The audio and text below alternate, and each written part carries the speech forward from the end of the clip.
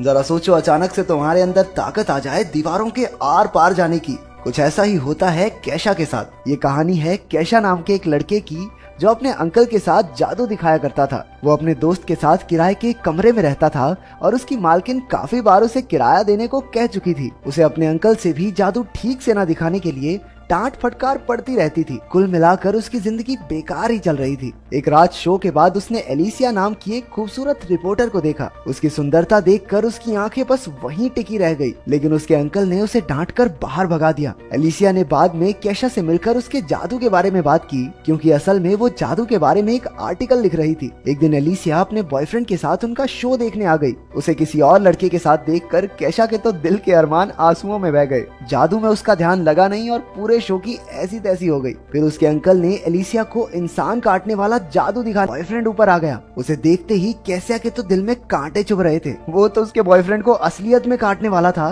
कि उसके अंकल ने जादू संभाला। बाद में अंकल ने उसकी इस खतरनाक बेवकूफी की वजह से उसे नौकरी से ही निकाल दिया। लेकिन कैशा का मानना था कि अगर गोलकीपर खड़ा हो तो क्या हम बॉल शूट भी ना करें। उसे कोई परवाह नहीं थी कि एलिसिया का बॉयफ्रेंड है, वो तो बस उसे पटाने में लग गया। उसे लगता था कि अगर वो अमीर और हैंडसम होता तो एलिसिया जरूर उसकी हो जाती, लेकिन ऐसी किस्मत उसकी थी नहीं। इसके बाद उसने चुपके चुपके एलिसिया और उसके बॉयफ्रेंड का पीछा किया, लेकिन उनके घर में तो बेहद टाइट सिक्योरिटी थी। कैशा हताश होकर नीचे ही सिगरेट पीने बैठ गया। अचानक एक भिखारी आया और उसकी सिगरेट जला दी। फिर उसने कैशा से $20 उधार मांग लिए। इसके बदले उसने कैशा की कोई भी इच्छा पूरी करने का वादा किया। कैशा बहुत निराश था, इसलिए उसे कोई फर्क नहीं पड़ा कि ये भिखारी क्या बक रहा है। उसने उसे $20 दे दिए, लेकिन उसी वक्त भिखारी अचानक से गायब हो गया। कैशा हैरान होकर खड़ा हुआ और अपने आप जादू से दरवाजे के आर पार हो गया। इसके बाद हमने देखा कि अगली सुबह उसके अंकल ने उसे कॉल करके वापस काम पर बुला लिया, क्योंकि वो अकेले कुछ संभाल नहीं पा रहा था। कैशा नींद में ही उठा और उसने जमीन पर पड़े ढेर सारे डॉलर्स पर ध्यान ही नहीं दिया। उसे तो ये भी एहसास नहीं हुआ कि वो दरवाजे के आर पार होकर जा रहा था।